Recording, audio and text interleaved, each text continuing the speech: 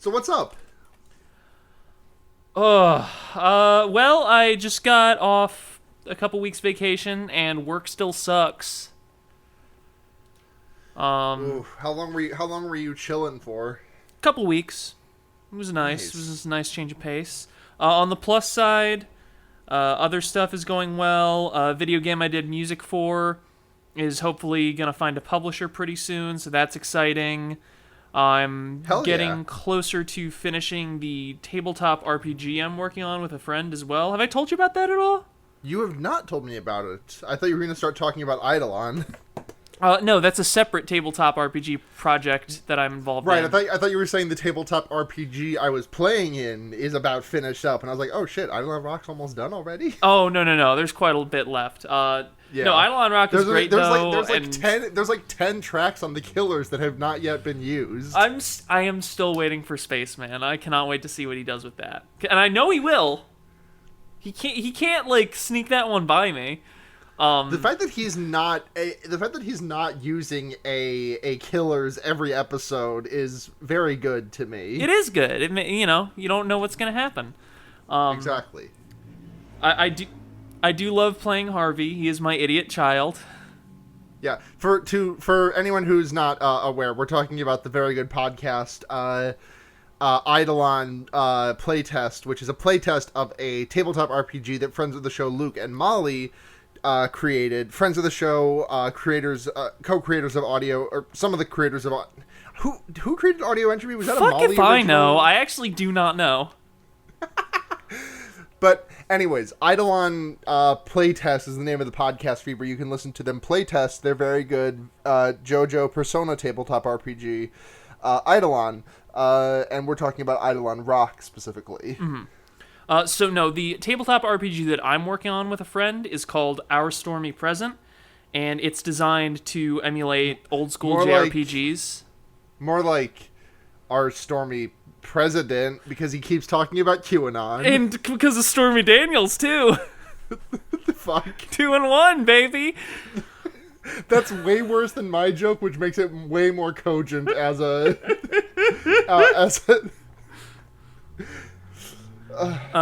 Anyway, yeah, it's designed to sort of emulate the feel of old school JRPGs. We're running some playtests right now that are going very nicely, and we're probably going to aim to have it up on itch by like late 2020 or the start of next year. So I'm pretty excited about that. We're hoping it's a success, and like if it is, we think eventually maybe do a Kickstarter for a physical release. But that's all like way in the realm of God knows what happens in the future. Definitely. Whew. How about you? What have you been up to? I mean, for once, it like, so after I lost my job back in February, I've kind of just been chilling. Like there were some minor updates, like, moving back home or whatever, but, the big update for me now is that I've got a big update, which is that I'm going back to school. I started taking summer classes, and I'm probably going to be sliding that into fall classes to hopefully get a second bachelor's degree so that I can do math things. Hell yeah! And yeah, it's exciting, I think. I don't know. I'm feeling a bevy of emotions about it at all times. I feel that. Yeah. Ugh. I'm also very fucking sweaty because my room is warm as hell, and I think it's my computer. So I don't really know what to do about that, but I am getting a new SSD to put in that, so that's also exciting. Mm-hmm. I lead a very cool life. There are worse a lot things. of podcasts, and then I'm doing school too. The sequel to School. Yeah. Hey, And my speaking of birthday's sequels. Oh, I was just saying my birthday's coming up in a couple of weeks, and for that birthday, the government is giving me the cool present of kicking me off of my family's insurance, so I have to like get Medicaid, I guess. Hell yeah, it's the best one. Everybody loves it.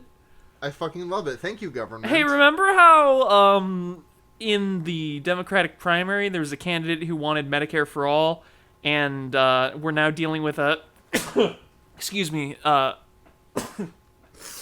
we're We're now dealing with a pandemic, and the guy we got is just sort of... Talking about access? Yeah, I'm so glad we're all going to have access. That's what we all need, is access to healthcare. Yep, just like how we'll all have access to a corona vaccine when it costs 6,000 Canadian US dollars. Many people are saying, I wish I could just buy some health insurance. With the money that I have, I just can't access it right now. Pete Buttigieg voice, Obama voice. If you like your current plan, you can keep it. Fucking Pete Buttigieg. Listen, oh. Remember how Pete Buttigieg, hold on, hold on, I need to look something up. Listen, if we get off on Pete Buttigieg, this is just gonna become Hecipta 2, and I can't do that. Okay. But I need to tell you, it's been just over 5 months since Pete Buttigieg said, "Hey, I won Iowa." Let's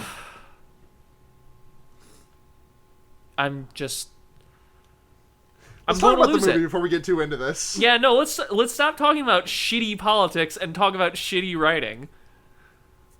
I'm so mad that I took you up on this. I have so many opinions on this movie. I didn't want opinions. I just wanted to be like, that's dumb. That's a dumb movie. Point and laugh.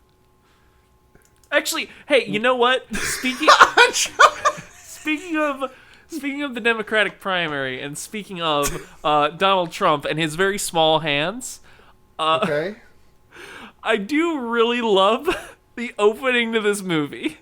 No, we can't talk about it. We're still in the cold open, Maxie. I'm talking about the cold open. No, the cold open of the show. Oh. I haven't done the intro yet. I kept trying, but you kept on trailing off with other things, other small outbursts about this movie. Okay, quick, do the intro before I start talking again.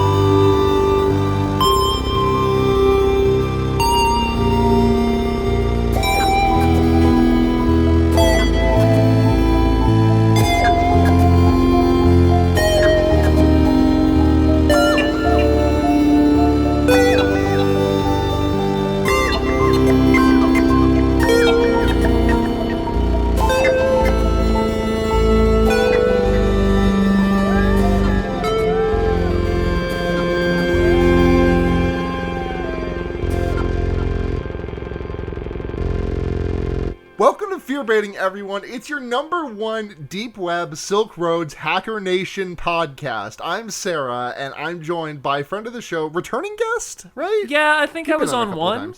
We did They Live. Yes, we did. We did do They Live. So, welcome, Maxie. Hi, thank you for having me. Yeah, happy to have you. Off to a fucking rollicking good start already. So, this week, we sat down and we watched Unfriended: Dark Web, the sequel to, I believe, 2016's Unfriended, which is a movie that you'll have to check the tape on this because I don't exactly remember what my opinions of it were, but it was a movie that I conceptually loved, but the execution really did not get there for me. Like, the core concept is yes, I genuinely think the core concept of both the first movie and this one are fun as hell. I love the idea of a movie that takes place entirely on a computer screen. What was that movie last year about the guy looking for his daughter and he's on Facebook or what the fuck ever? Do you know what I'm talking about at all? Not even remotely. Oh, God. Okay, yeah. So the movie was Searching with John Cho. God, when did this come out? Was this seriously 2018? Yeah. But yeah, it's another movie that takes place largely on a computer, which is cool. I thought it took place on a computer at least. I may have been lied to, but So here's a fun. Sorry to get off topic about searching, but here's a wild statistic, which is that it's the first mainstream Hollywood thriller headlined by an Asian American actor. It took Hollywood till 2018 to do that. And they haven't done it since. So yeah, you get one. I mean, was Crazy Rich Asians after this? Because I guess I don't think that's a thriller. Oh, is that a thriller? Oh, I missed the word thriller. No, it's like a romantic comedy or something. Hey, here's my take. I was gonna say, is like Crazy Rich Asians gonna make my pulse pound? Here's my take. This movie should have been a romantic comedy or a drama or fucking like a Coen Brothers dark comedy. It should have been anything but a suspense thriller. There is an entire ass lesbian drama that happens around the fringes of this movie. I'm not even talking about the fringes. I'm just saying, like, the tone of this movie at first is good, and the plot of this movie could be good, but it just goes completely off the rails by staying on the rails. You know what I'm saying? Like, I think I get you. I think if this movie did not have to end with everyone fucking dying, it would have been a better movie. So the common complaint with movies like this, I feel like, and with like slasher movies is, oh, there's so much exposition and it's just introducing to us these characters who we know are gonna die. But like, I want it to just be that. I just want the part where it's like, oh, the lesbians are engaged. That's so cute. Oh, this guy, he's all into conspiracies and shit. That's fun. Oh, he's got a podcast about it even. Whoa. Oh, mini Alex Jones. Oh my fucking god, his name was AJ. Oh shit! I fucking hate this movie. But, like, we should get into it so that I can sort of expand on my feelings. Let me pull up my notes. I accidentally closed out of them earlier. Well, let me tell you what the first line of my notes is. First, it's... Is it Funny Called Fiffy? I hope the entire film is just the viewpoint character performing a brute force attack on this password. This is like the opening to a bad FMV game. And then under that, I just have... Feel the Burn 2020? Big Dick 69? Yeah, so, Kofi? Because it opens with because again, this entire thing takes place on a computer screen, so it opens with someone trying to log into a MacBook, and they don't know the password, so they're just kind of trying to brute force their way in, and they try such passwords as, like you said, Feel the Burn 2020, what is it, Big Dick 69? Yep. And Kofifi. So beautiful. Instant period piece.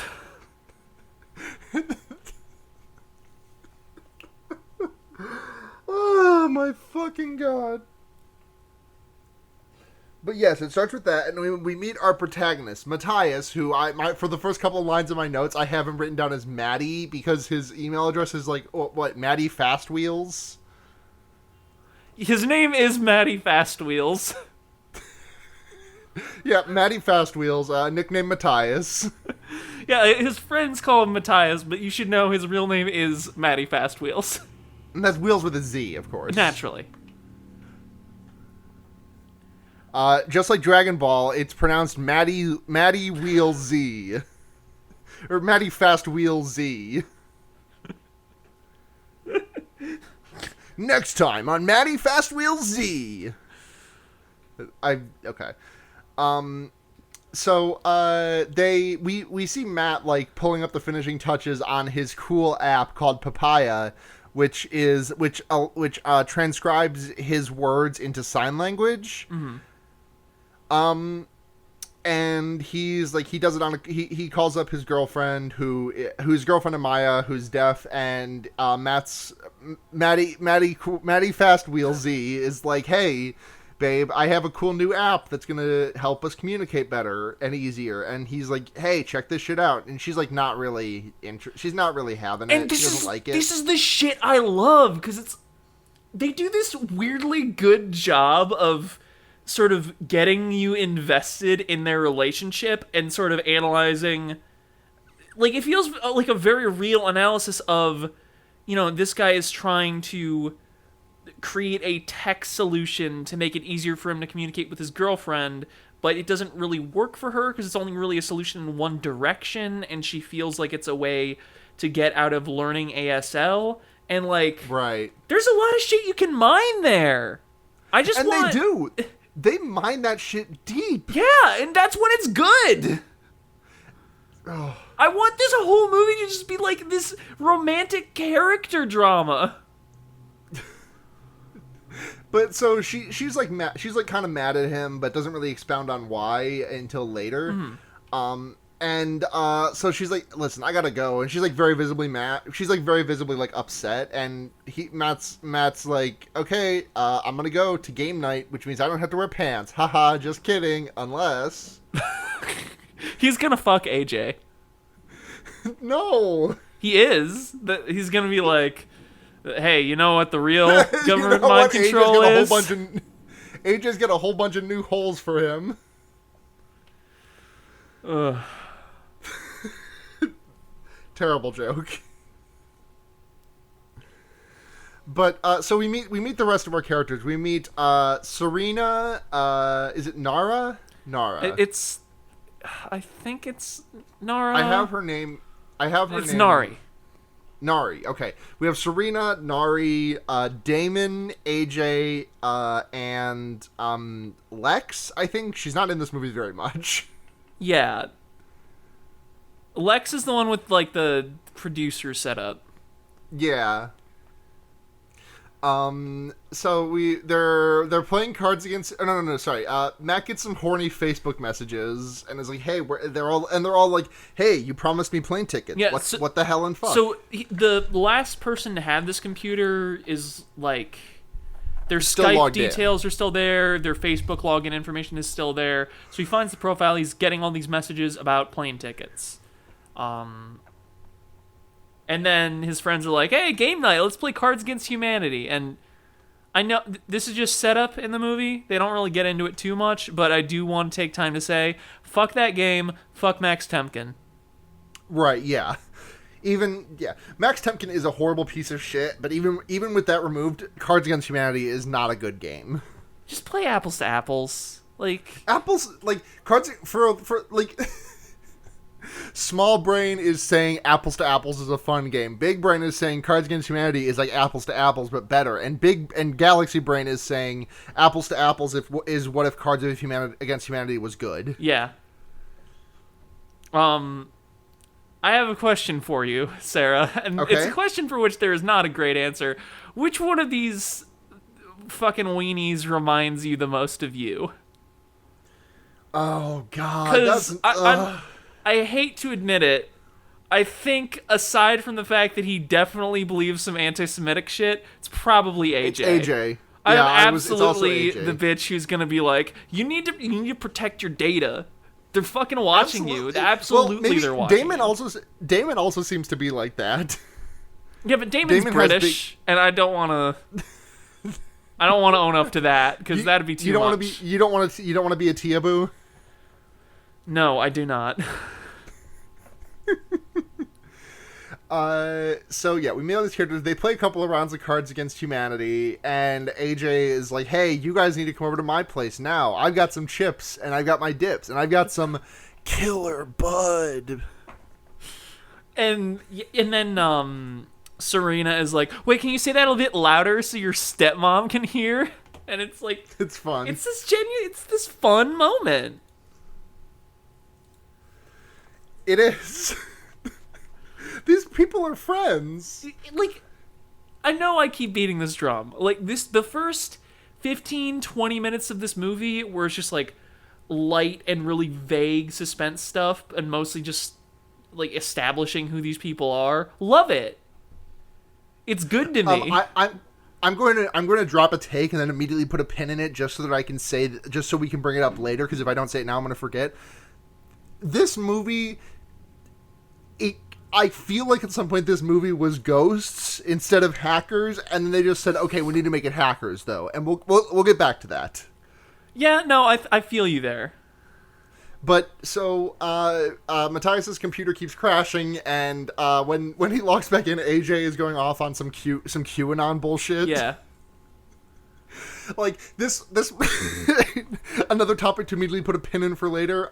This movie exists in the world where QAnon is real. This movie exists in the world where Wayfair actually is human trafficking people. I'm sure that by the time this episode goes up, that's going to be dated, but, you know. No, it's not. People, I am seeing, like, people, like take that bait and on Twitter and be like, oh, wow, signal boosting this. This is some scary stuff, People Wayfair. need to, like... I don't want to be rude. I don't want to be rude about this, and I know that I can say it in part because I've been seeing this shit for 7 years now. People need to get a fucking clue. That's true. Like, I had to be fully honest. Like, the first time I saw that link to, like, the Wayfair thing, I was like, oh, like, the first image I saw was, like, that side-by-side of, like, you know, the cabinet that was named, like, the same name as someone who had gone missing, which is, like, okay, sure. I just kind of looked at it and kind of brushed it off, did not clock it as a QAnon thing. But then I'm like, wait a second. But anyways, we're not going to get into the Wayfair stuff here. We'll get into that on another podcast probably at some point. When Blair comes back, you, me, and Blair can all just have a big chat about it. So, Nora C4, who is the last person to use this computer, he screws around with the Facebook for a while. The laptop reboots a bunch, and then while he's having this conversation, he gets interrupted by a message from another Facebook account saying, "Hey, I'm Nora C, contacting you via friend's account. You stole this laptop." He's like, "No, I bought it on Craigslist." And then Nora C's well, like, you're getting ahead of a couple of things. You're skipping over that. Matthias first finds some spooky folders and some videos of live streams. He does find some spooky folders. It is tales of bad optimization. Listen, hey, you know. Listen, when you're what do they call it? War braving, war grumping. What? When they like the searching for the Wi-Fi things, driving through a neighborhood, war rigging or whatever the fuck they call it. I have no idea what you're talking about. Later in the movie, they talk about how this guy got all these video live streams, and they're like, "Oh yeah, he was something or other." Sorry, I just wrote down that was some watch_dogs shit. It really is. It just says, okay, we can do this because technology. Also, if any of the stuff featured in this movie is possible, don't at me. I don't know a damn thing. So, oh yeah, there's some other stuff that you skipped over, which is the freaky videos with the bad optimization, and then there's lesbians in this movie. Hell it's yeah, Serena and Nari, and they're engaged. I'm very happy for them. I'm sure that they will get married at the end. Yeah. Me eating cereal. They will get married at the end of this movie. Remember that classic meme? No. You don't remember Cereal Guy? Oh, him! Yes, no, I remember that meme. Sorry. I have looped back around to posting, like a 2007 meme person, hey, but with 2020 vernacular. I mean, so is this movie. They're using fucking Skype in 2018. Yeah, I was like, I haven't heard the Skype login sound in so long. Have any of you heard of this new platform called Discord? It's very popular Discord, across the pond. No, I hear that Discord is it's a tool of the Russian government. They're hacking into your DMs to look for gay porn to send Putin. Fuck you. That bit took like 3 right turns, and I was not ready for it. Oi, mate, that sounds like a load of rubbish, isn't it? This is the worst episode I've ever been on a podcast. I'm sorry. You gotta listen to less Alex Jones. Eh?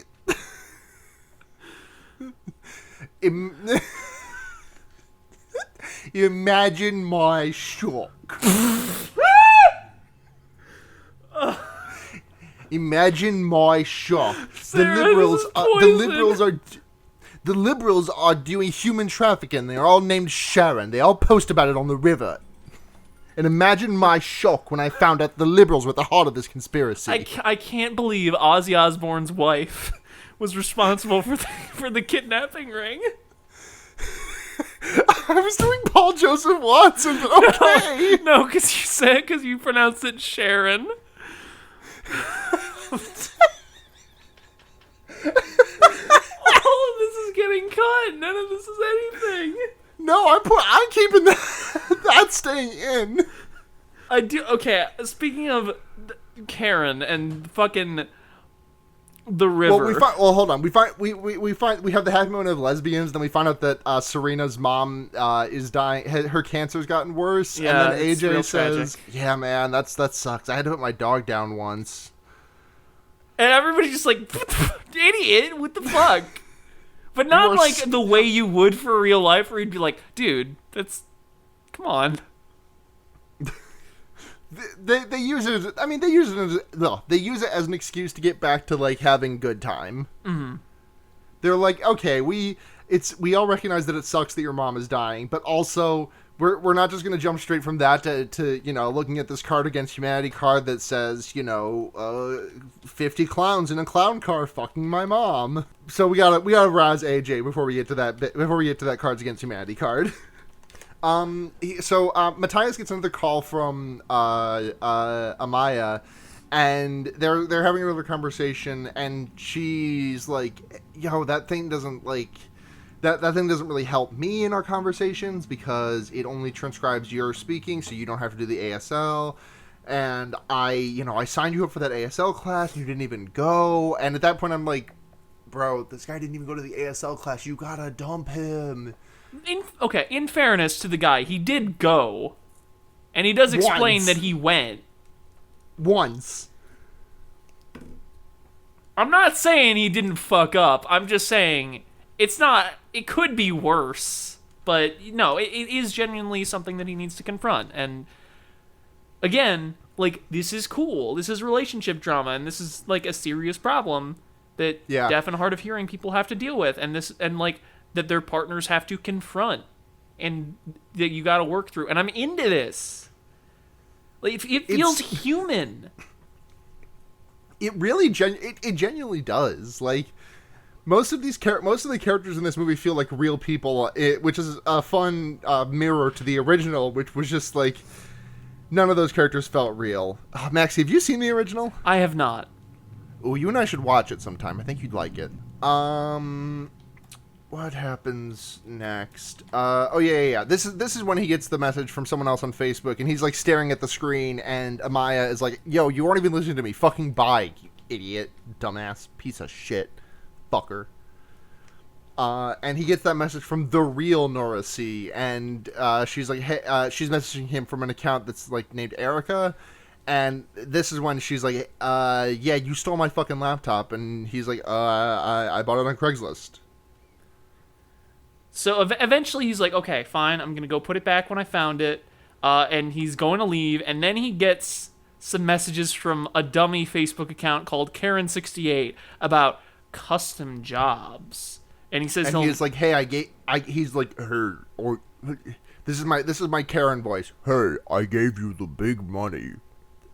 Talk to me on the river for more money." And because Talk to me on the river to get more money. Entirely because he's a horror protagonist, he's like, well, instead of doing the safe and sensible thing, and getting the fuck away from this as fast as I can, what if I could make the big Bitcoin? What if I could make big Bitcoin? What if I could involve myself in this clearly shady enterprise when the person who owns this laptop already knows that I have it?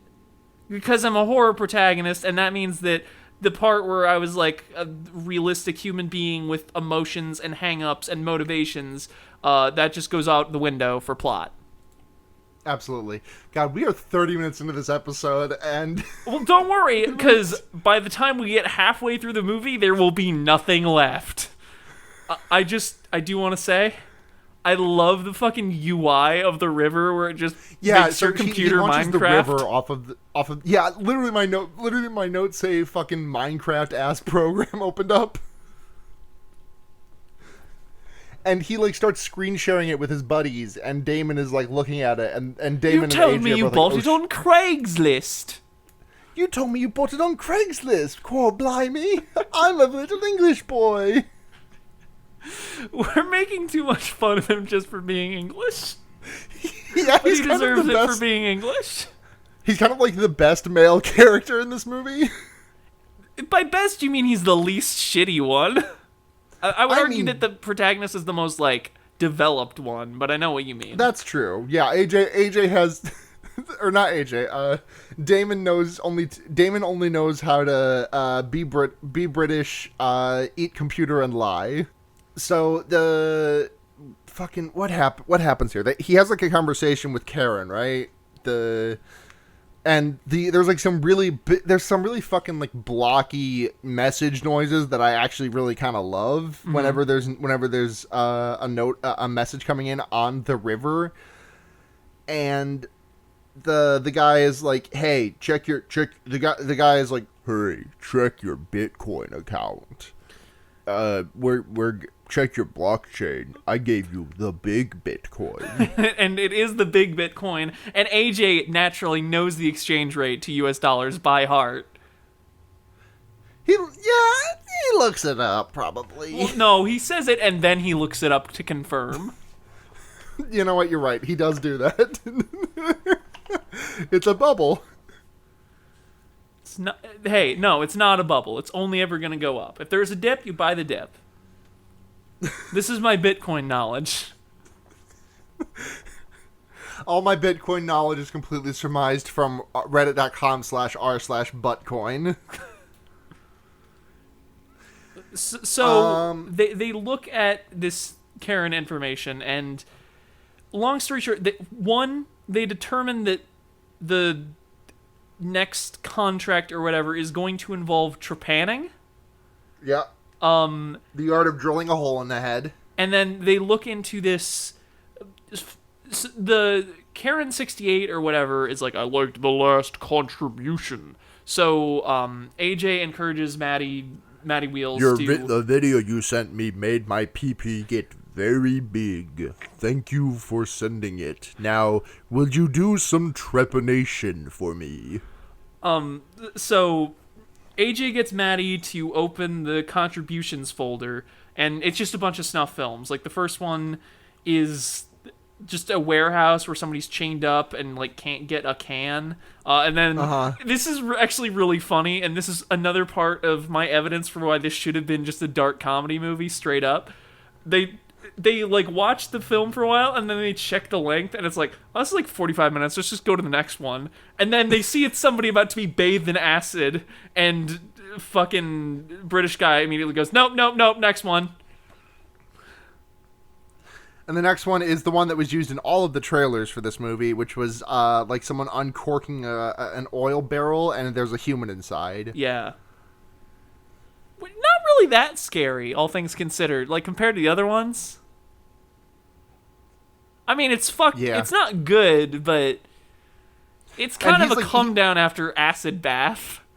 Yeah, it's they're having this conversation, and Amaya tries to call Matthias, and he's like, I can't fucking talk to you right now. I'm in the middle of a mystery. But then Facebook says in all caps, you need to answer, Matthias. Mm-hmm. And so he answers the call from Amaya, and there's no one on the other end, really. But then we meet Kelly, who is my favorite character. Kelly? Kelly is Amaya's roommate. She's my new favorite character, and I can't wait to see what she gets to do in the rest of this movie. You know what? I agree. I do love Kelly. She seems like a great actress, and I bet she's going to get to do a lot. Yeah, so the video feed goes out after Matthias confirms that no one actually called. Like, Amaya's in the shower and Kelly just got home, so the call was coming from someone else. Mm-hmm. And then the video feed goes out, and then when it comes back, there's a very distorted man standing behind her, and it is quite literally a fucked up guy, fucked up in the video sense, but a fucked up guy. And it like the fucked up guy puts a bag around her mouth and like kills her. Yeah. And then he starts using Amaya's account to talk to Maddie, and you can tell when he's doing it, and you can tell that he's the bad guy, because he's using spooky white on black text. And it always comes, instead of the ding that you get on Facebook, it was the wow. And he can delete messages, too, because he has dark web powers. Do you know that extremely distorted image where it looks like there's a bubble underneath it, and it's the picture that says, "Would you take a shit for $7.8 quadrillion?" Yes. That's the sound effect that the Facebook makes when Karen types is the sound effect that was used to make that image. Mm-hmm. But so I also love this effect. Like, video distortion is the quickest way to my heart in like any horror movie. I absolutely love when I see it. Like, data moshing, anything of that variety is fucking chef kiss. But so the guy's like, hey, don't tell the murderer's like, hey, don't tell Amaya or I'll know.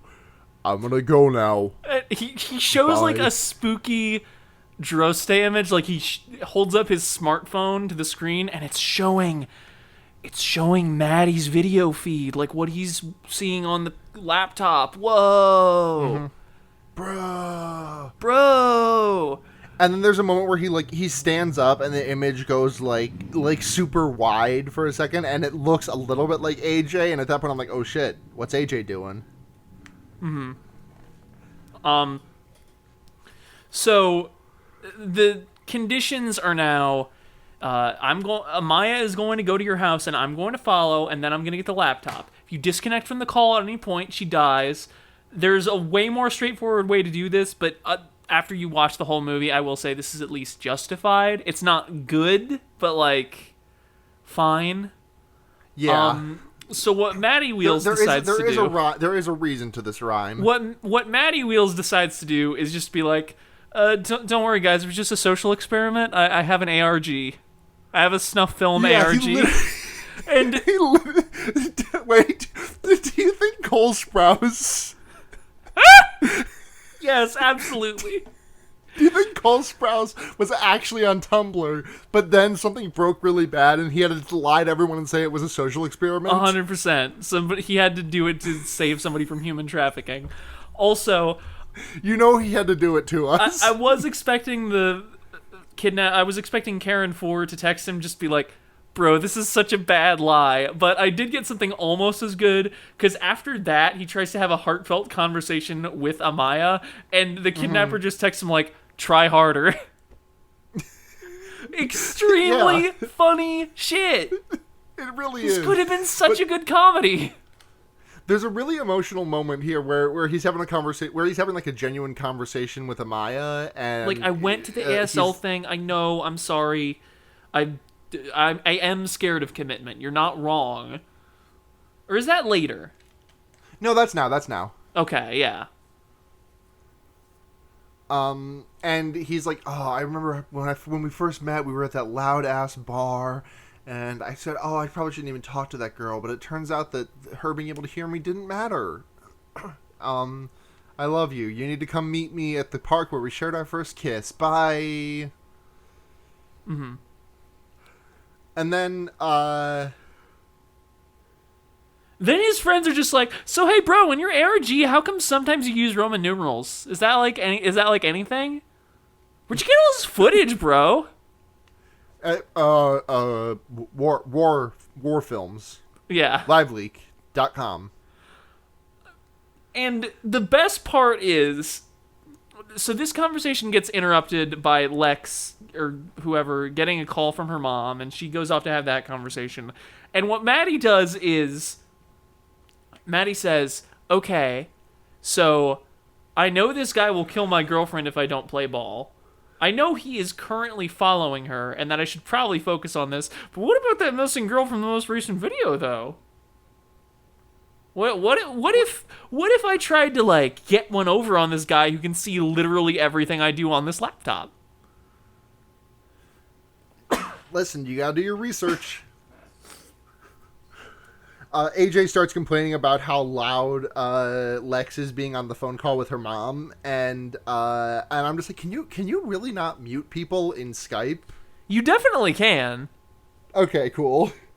So he's like, okay, I've got it. So I'm gonna ransom this big Bitcoin money for insurance, and send it to myself, and make the big money. But if when Erica, the missing girl, comes back, you get the money back. And Karen's like, bro, don't do that. That would Bro, this suck. is a really stupid idea. Also, I want to emphasize, he does sound like the guy from Trivia Murder Party. Like, we are not doing a bit. That is the voice.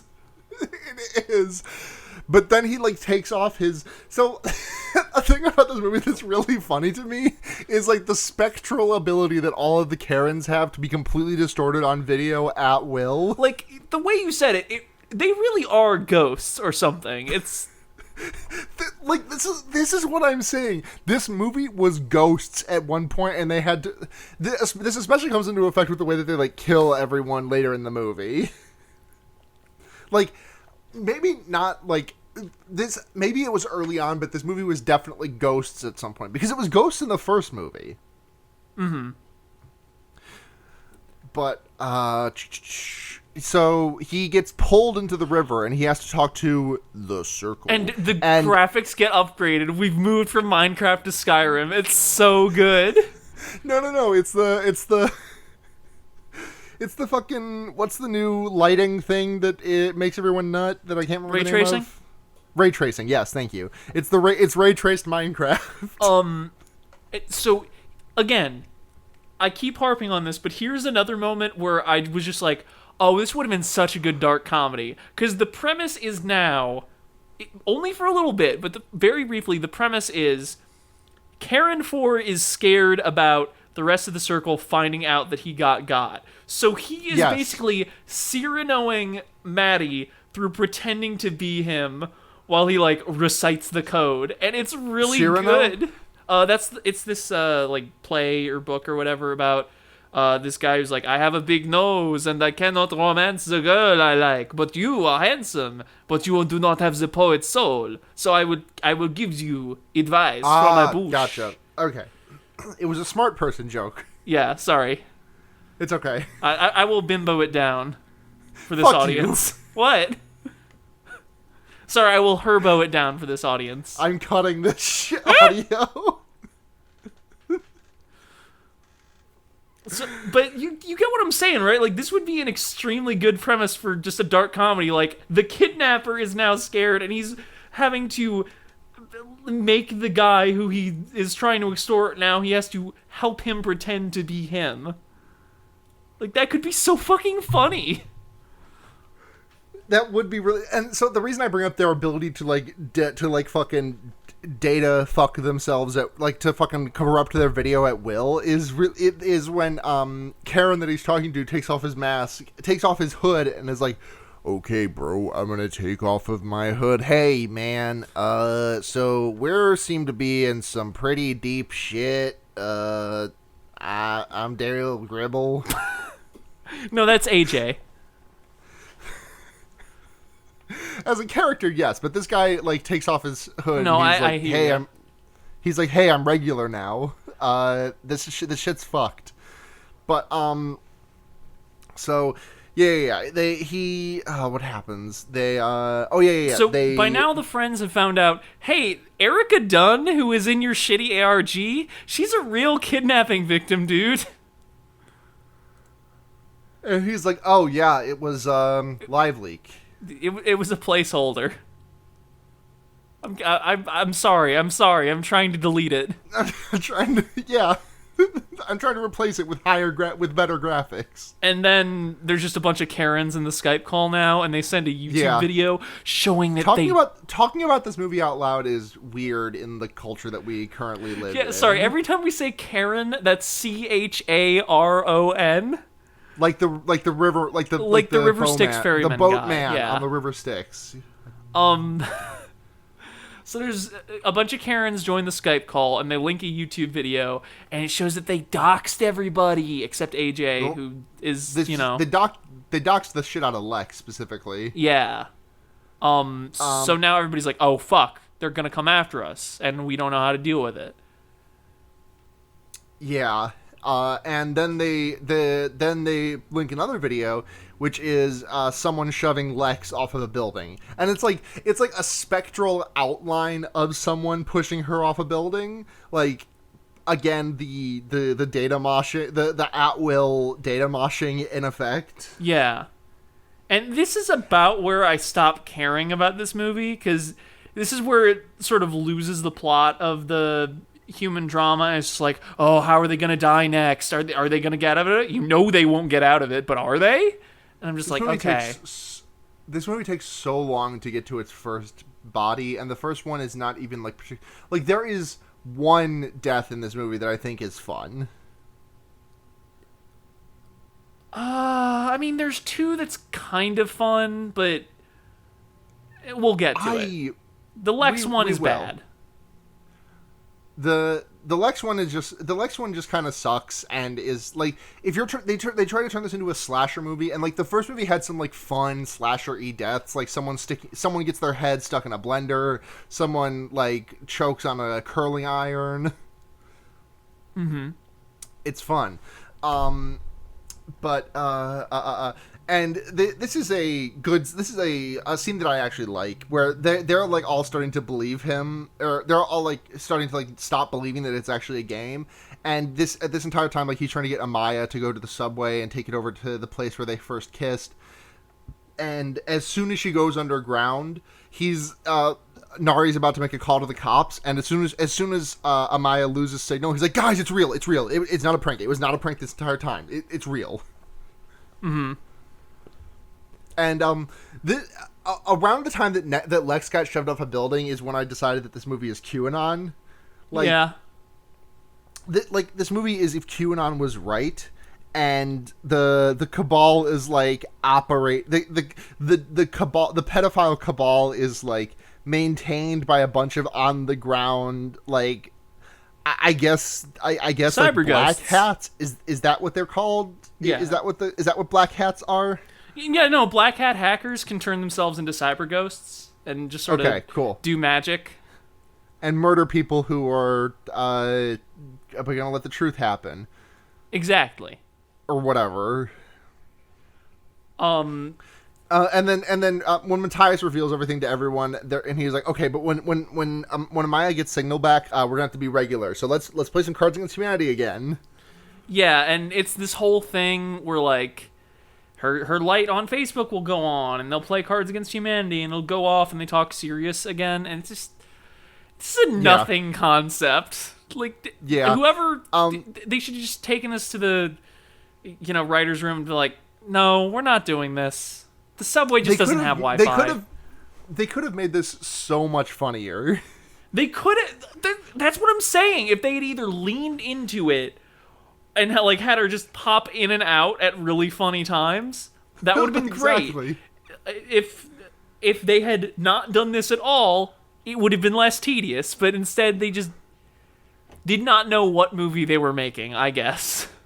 What happens? Karens find AJ's YouTube channel. Well, right before that, we like see like no audio, but we just see like Serena and Nari having like a what appears to be a very touching goodbye off camera, where like it seems like Serena is trying to stop Nari from going, but she can't, and then we just hear like a very audible door opening. Yeah, but then AJ gets YouTube pooped. This is incredible.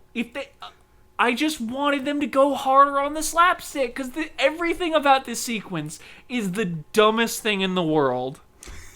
Because there's a bunch of they grab a bunch of videos of him, because he's got like an Alex Jones, Joe Rogan like daily podcast, and they supercut a video of him saying basically they call 911 and they supercut him to say, "Hey, I am tired of the conspiracies and government.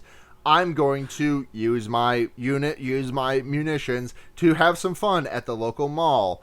And when they ask him what his name is, they just like play a clip that he said from earlier, where it's like, "Yeah, Henkelhoff is a family name." Yeah, and like, here's the thing: I want to make fun of this more, but this would absolutely work on Cops. Oh, it absolutely would, because like, so they call the cops and they're like, oh shit, dude, that went 10 minutes ago, and the cops like bust in upstairs and they can hear it, and AJ like lies down on the floor and so earlier. Did we mention the bump and stereo system?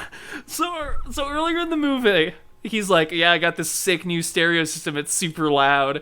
And what the circle does while he's like very carefully going up the stairs is they just hack into his sound system and put it up to full blast, and then it's just like shotgun_reload.wav, and they like hover their cursor, which is a middle finger, over the play button and like swinging around in circles.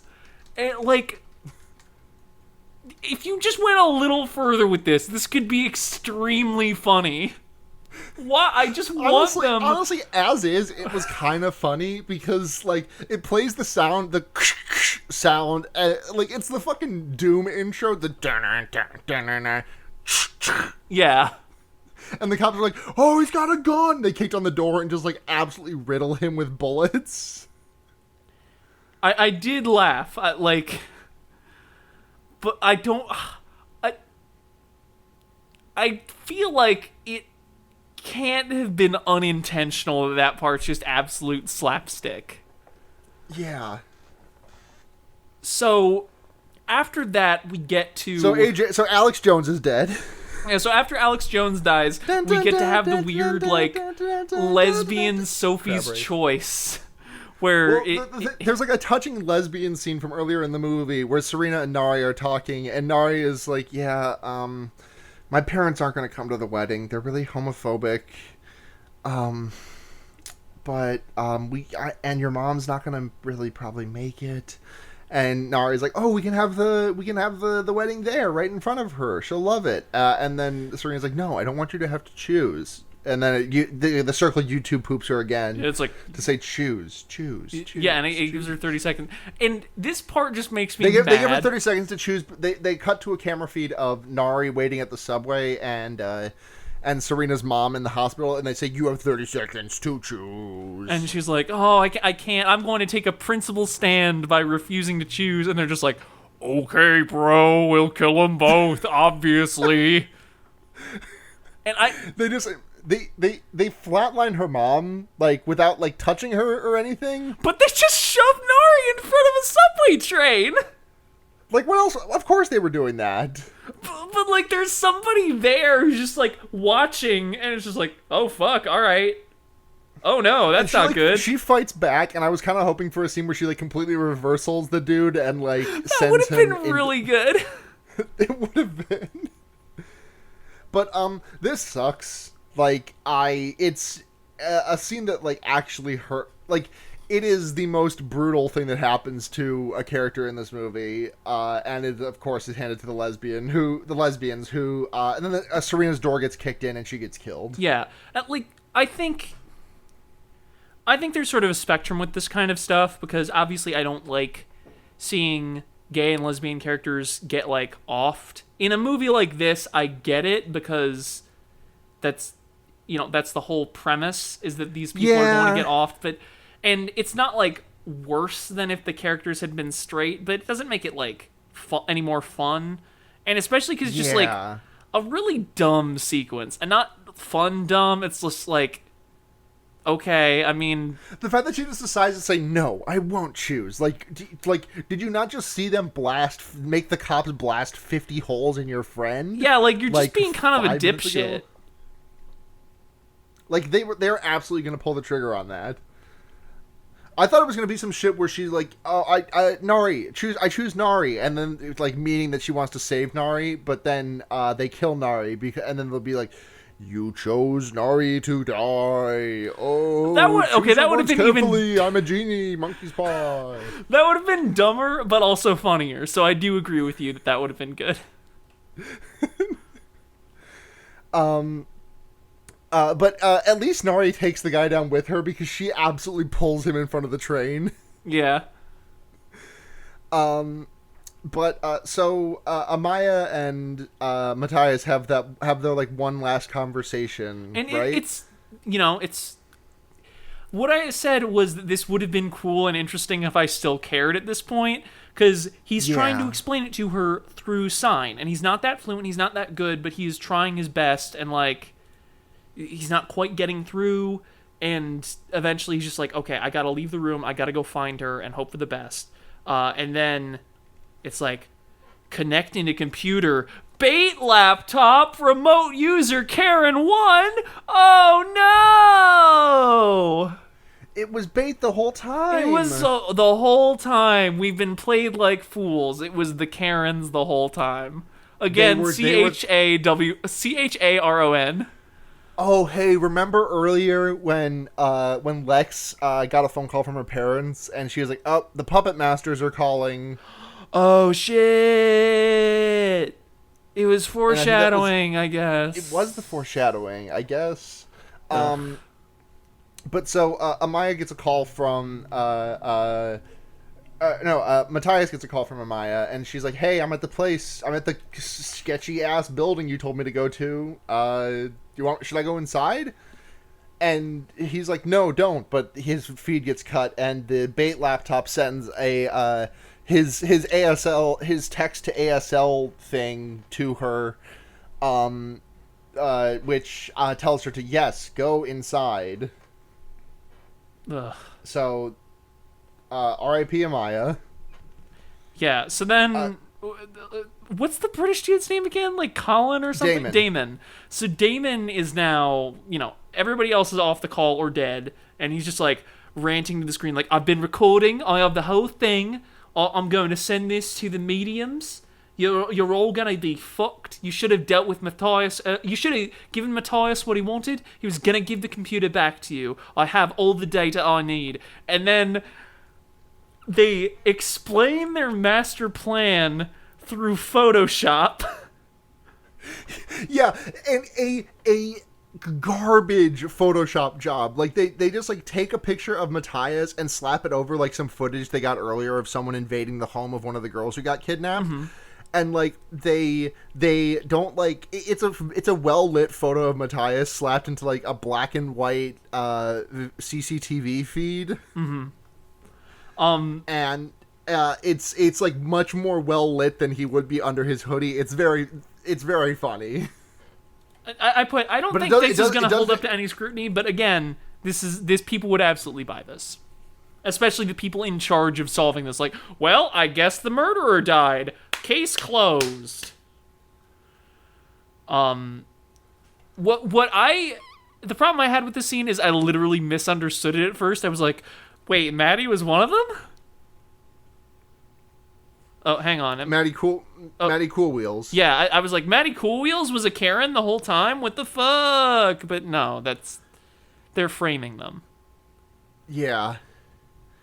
And then Maddie's like the last one alive because they hang Damon from his... Yeah, and they like write a fake a suicide note. Confession/suicide note.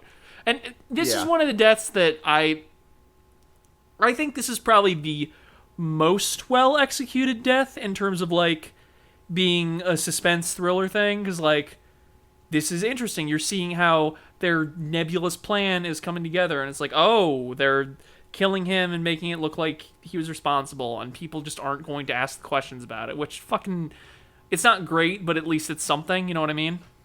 I guess, but the thing is that like I don't know, I'm never impressed when it's like, if you're they try like they kind of like try to kind of do slasher things with this, but also not. Like I don't know, this just ending with them hanging Damon just kind of was. Also, earlier they were like, "Oh well, he's over in the UK, so he'll be fine," but he's not. So it's a global conspiracy. God, Jesus Christ! It was QAnon the whole time. It's not just America. There's pizza places in Europe too. Shut up. Then there's this part. So Amaya, it turns out, went to the warehouse from the first snuff vid. She gets jumped, and Maddie Wheels is all like, "Why are you doing this?" And they do the YouTube poop thing again. Yeah, they play a clip of him saying, "It is game night. It is game night. It is game night." I at this point, there are less than 5 minutes left in the movie. I literally just say fuck off and take a walk. Because, come on. Come on. And then like a feed pops up and it's and like a poll pops up. It's like, should Matthias live? Y/N. Yeah, and then while that's running, Erica Dunn shows up in his apartment. Mabel Gravity Falls Boy, should Matthias live? No, definitely not. For sure not. Yeah, so while that poll is running, I rigged it. Erica Dunn shows up in his apartment. She's got like a fucked up trepanation scar. And she looks at the camera and says, "Help me, I'm Erica Dunn." It's really funny. And then she like fiddles with the scar and she pulls out the flesh that was grafted back on, and she's like, "Ah, no, there's still a hole." So two things about all of this. One, they are absolutely just throwing stuff at the wall at this point. They do not know how to end this or how to get it to the ending. So they're just like, what if we had Erica Dunn show up, I guess, in his apartment? Sure, why not? That makes the frame job more plausible. I guess. They should not show the result of the vote tally. Like, what the fuck? They show the result of the vote. I think they show the result of the vote tally just to give you the just to let you know how many fucking people are watching. Because there are 23,000 people who vote to say no, Matthias should not live, and he's just like chilling in the middle of a parking lot and just gets creamed by an SUV. It's so funny. So they have like the feed from his phone and the feed from a security camera from a little while ago frozen, and they just unfreeze the feed, and he just gets pancaked. It's so good. And then we have the final twist of the movie where it just sort of zooms out. It zooms out. And it's like a fucking salty bet ass setup where they're like, there's been betting on it. Like I looked at one of the bets, and one of the bets was over under. How many times will AJ get shot by police? Yeah, and here's the thing. Like, it's almost commentary. Like, it's commentary on it's commentary when you think about it on the society we live in and the way horror movies work. Because when you think about it, we're really the fucked up snuff people watching the salty bet where people die for real. When you think about it, we're the monstrous dark web people, Sarah. We really are The Last of Us Part 2. Oh, that's the fucking movie. What a fucking movie. Like, what a film. What? Oh, God. On a scale of 0 to 5, Are we ranking the movie that exists or the movie that could have existed? Because the movie that could have existed is a 5. I mean, of course, but the movie that does exist. So, but we have to do it on a scale of 0 to 5, on a scale of 0 to 5, God, I can't think of any fun nouns that there. Oh yeah, on a scale of 0 to 5, Chekhov's bumpin' speakers. How many Chekhov's bumpin' speakers are you gonna give this movie? I think 2 for a full stereo set, but not surround sound, and no subwoofer either. There are like moments where this movie is like, okay, this might be going somewhere, but then it doesn't go anywhere. I have a fun time watching it, but it's not a good movie. It needed to lean into the absurdity more. It needed to be like, okay, this is schlock, and we should not pretend it is anything short of schlock. So to loop back around to my this movie was originally Ghosts, like the way, excluding the way that AJ dies, I think this movie could have just been like Ghosts did it, because in the first movie, like, Ghosts do things like force a kid to shove his hand in a blender, or force someone to shove a curling iron down their throat, or force someone to shoot themselves. Like, there are things that this movie could have, like, I think this movie was originally Ghosts, because like some of it just is like you have to buy into some pretty big conspiracy stuff to get there, and like I just don't. No, I'm normally I'm normally willing to suspend my disbelief, but just like the video hack, like, there is so much real computer language mixed in with this that it's really preying on like the idea of the dark web being like a terrifying unknown place. And like, I have not spent time on the dark web myself, but like, I have friends who have, and from what I understand, like the murder and everything seen is like less than 1% of what you would find on the dark web. Mm-hmm. It's so much. It sounds so much scarier than it is, and that's like the basis for so much of the jargon in this movie. Yeah. Ugh. So now we're gonna do. Did we get any questions? Let me pull up the tweet real quick. I think there might have been a ghost reply to the movie. A ghost reply, you say? One that I can't see from my account. Oh no. Sarah. Is that Karen? It's game night 15 now. They've been listening to the whole podcast, and now they're gonna get us. Can y'all wait, like, at least till I finish my degree? No. You have to solve a math-based puzzle, but all the answers are die. Oh, shit. Well, I gotta get to work on that, so, we didn't actually have any questions. But we do have recommendations. What do you want to recommend this week, Maxie? In horror, or just like in general?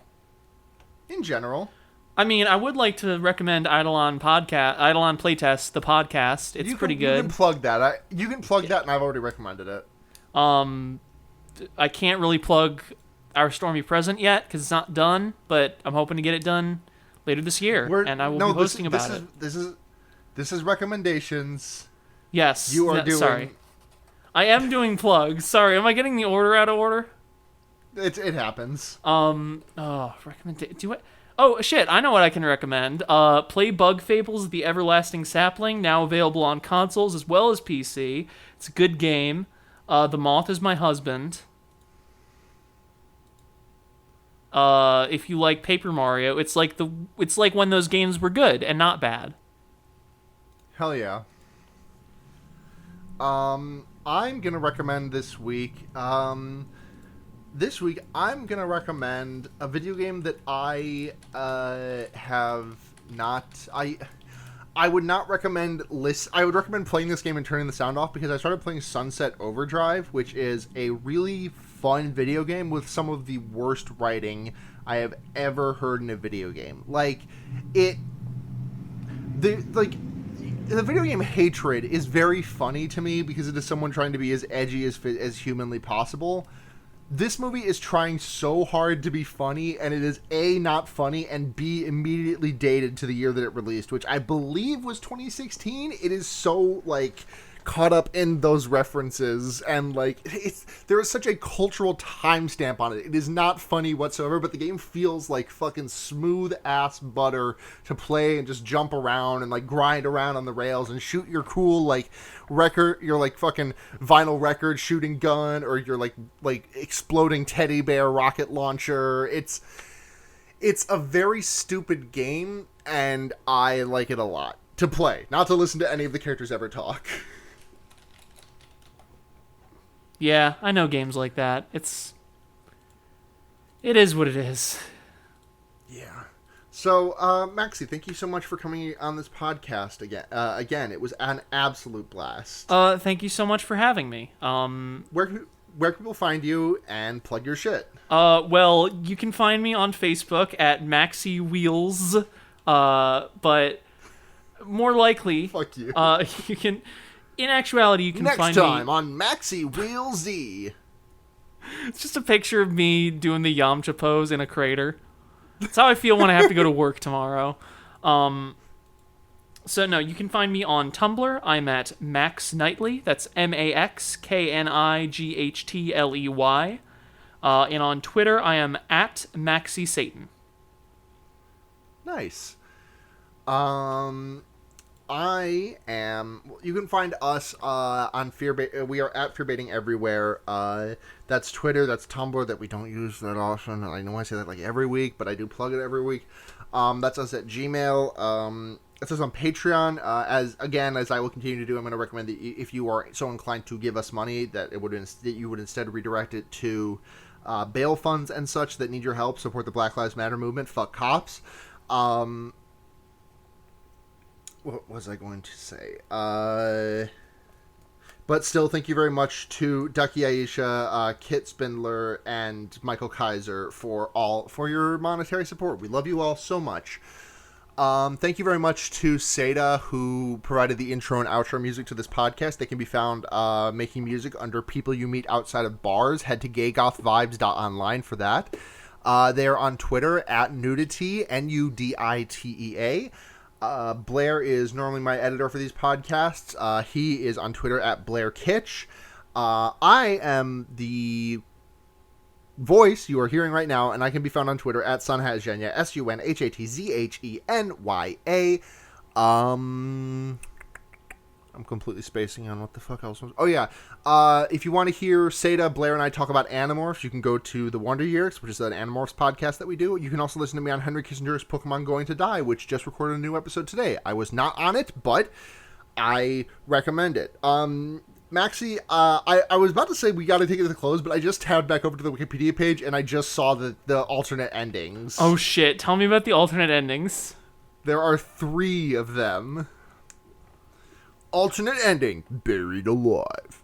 In an alternate ending, Matthias texts Amaya to meet them where they shared a kiss.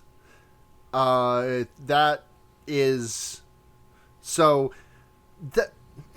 Hold on. Before I get into further into that, that's weird because that thing about her meeting him where they shared a kiss bleeds into like the main movie, because I don't remember him saying that in the movie. I think he just says like, meet me at my place or whatever. Mm-hmm. But later in the movie, he's like, hey, I told you to go where we shared a kiss. But anyways, he arrives at the site, only to find a hole in the ground with an open casket before Karen knocks him out. Amaya arrives and calls Matthias, who is woken by his phone. He realizes that he has been buried alive and tries to text Amaya, but the circle changes all of his messages. When he attempts to video chat, the circle pixelates his mouth so Amaya cannot read his lips. Matthias' fate is left unknown as the film ends before Amaya even realizes the situation. Bro, I think he dies. I think he's probably dead. DVD ending. They_earned_it.m4v. In the first of 2 DVD endings, Matthias texts Amaya to meet him where they shared a kiss. She arrives while several hidden Karens film her. Just as Matthias arrives, the Karens come out of hiding, restrain the duo, and launch a poll to decide their fate.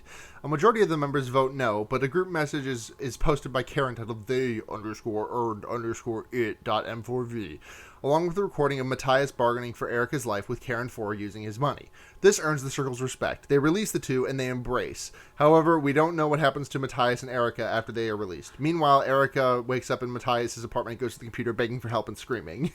So, sorry, I just want to... The worldwide snuff film conspiracy is like, well, he's trying very hard to be a good boyfriend. I think we should let these ones pass.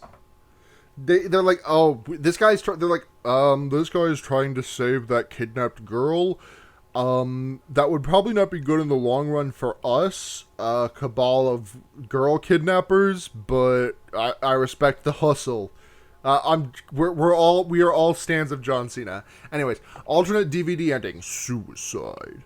In the second DVD ending, Matthias locates the warehouse where the Karens took Amaya. She is nowhere to be found and all hope seems to be lost. He finds a revolver on the floor and appears to begin contemplating suicide. A Karen launches a poll for the circle to debate whether Matthias will kill himself. The film ends before he makes the decision. I guess they went with the best ending they had. Yeah. Oh my god. Anyways, thank you very much to Matt GameCube and Noisepace.xyz for hosting this entire thing. So, and that's everything. Thank you very much, Maxie, again. But until next time, I'm Sara. Sorry, should I say I'm Maxie? Because I won't be here next time. Should. Okay, I'm Maxie. And remember... You can put a fucked up guy anywhere. Sorry, wait, hang on. Let's give the alternate ending, too. You can put a fucked up guy anywhere. Oh shit, it's Karen. Good night, everyone.